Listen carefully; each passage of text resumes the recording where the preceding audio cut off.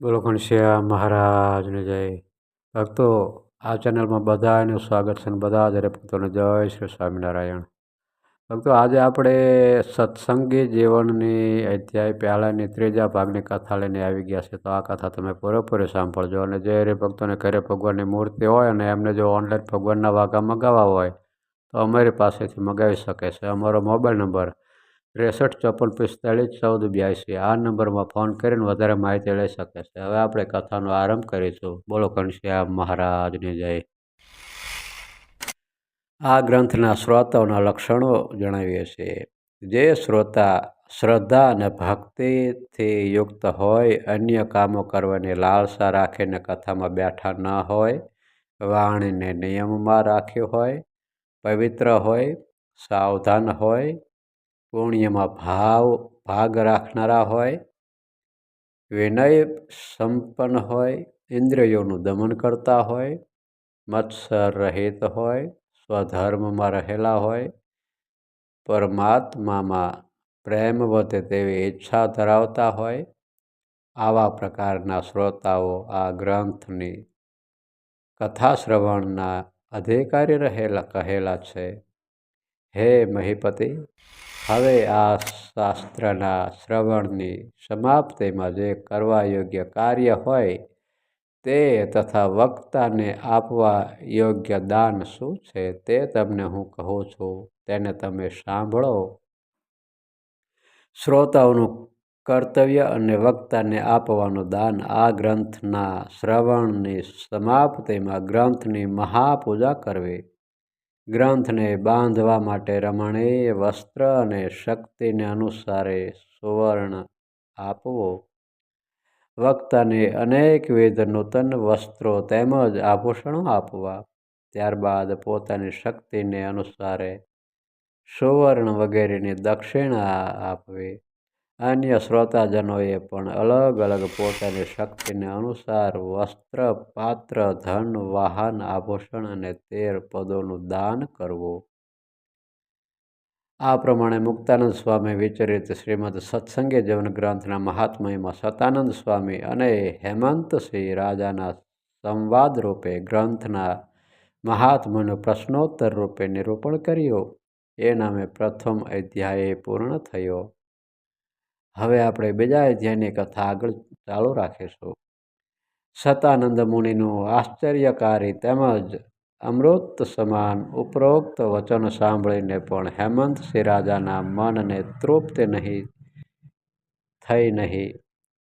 તેથી સ્વામીના અર્થ વિશે વધુ વચનો સાંભળવાની ઈચ્છાથી ફરી પ્રેમપૂર્વક રાજા પૂછવા લાગ્યા.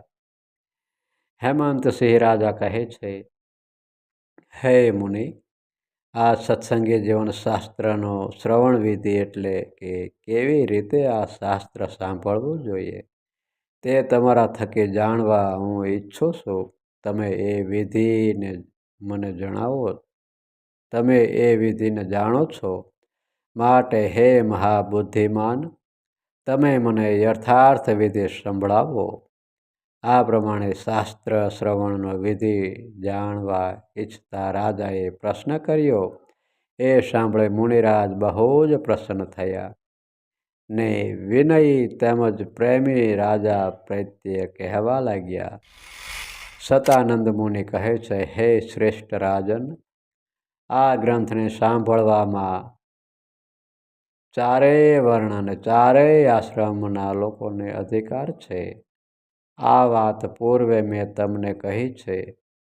ગ્રંથ શ્રવણનો આ માર્ગ સર્વને માટે સાધારણ માર્ગ છે, કારણ કે ભગવદ્ ચરિત્રોનું શ્રવણ જ સકલ પુરુષાર્થને સાક્ષાત સિદ્ધ કરી આપે છે.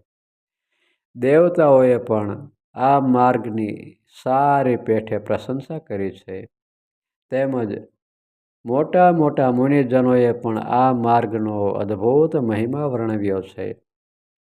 ભગવાનની કથાના શ્રવણ વિના શ્રીહરિના સ્વરૂપનું જ્ઞાન જ થતું નથી. જ્ઞાન વિના મનુષ્યોને સંસારનો ક્ષય કેવી રીતે થઈ શકે?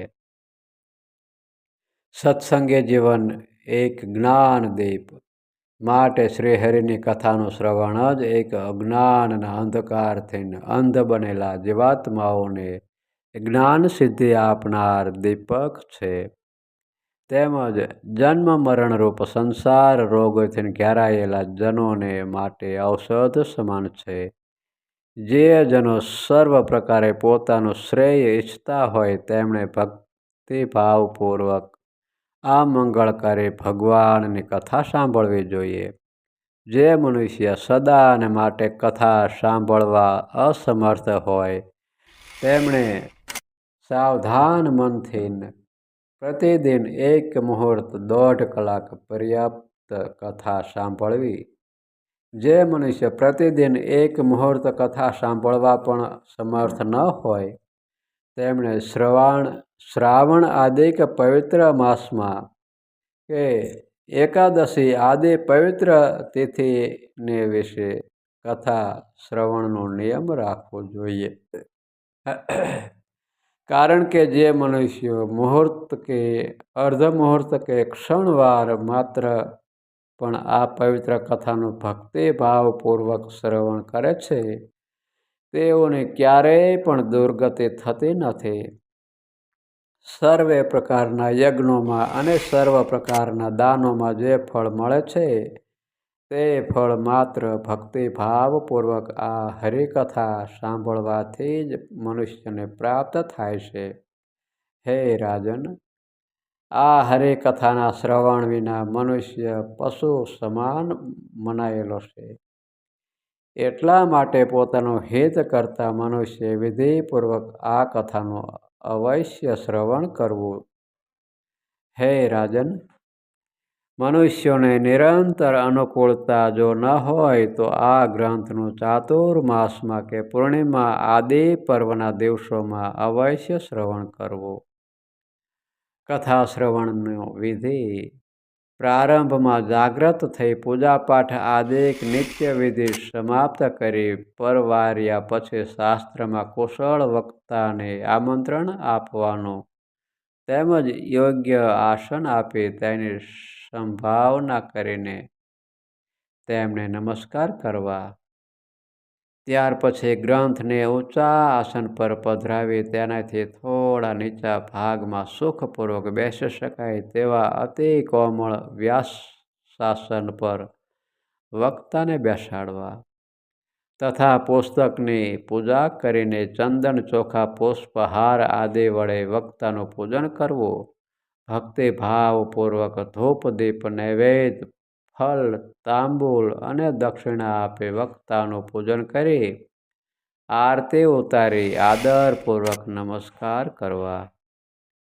નમસ્કાર સાથે વક્તા માટે બોલાતા વિનય વાક્યો: હે સુવ્રત સ્વરૂપી વક્તા મહોદય શ્રી આપને નમસ્કાર. હે વેદાદિ શાસ્ત્રના અર્થમાં પ્રવીણ,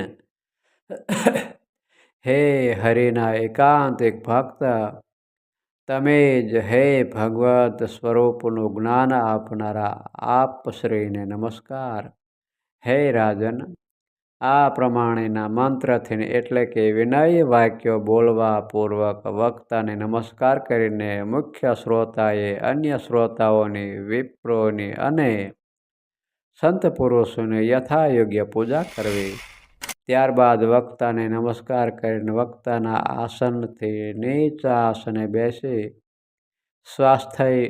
સ્વસ્થ મનથી કથાનું શ્રવણ કરવું.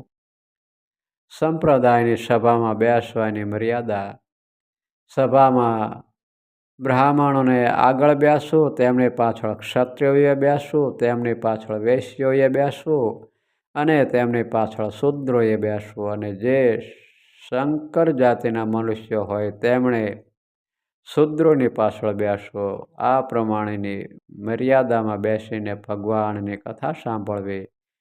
જ્ઞાનવૃદ્ધ, તપોવૃદ્ધ તેમજ બ્રહ્મનિષ્ઠ જે દ્વિજો હોય તેમણે શ્રોતાઓએ સર્વની આગળ બેસાડવા. તો ભક્તો, આ કથા આપણે અહીં પૂર્ણ કરીએ છીએ. આગળની કથા આપણે આવતા વિડીયોમાં કરશું. ત્યાં લગી મને રજા આપો. અને આ ચેનલમાં જો તમે નવા હોય તો આ ચેનલને સબસ્ક્રાઈબ કરી દેજો, જેથી કરીને આવનારી બધી કથા તમારા સુધી પહોંચે ને બધી કથાનો લાભ મળે અને પુણ્યની પ્રાપ્તિ થાય. તો અત્યારે બસ આટલું જ. મને રજા આપો. બધા જ હરિભક્તોને જય શ્રી સ્વામિનારાયણ.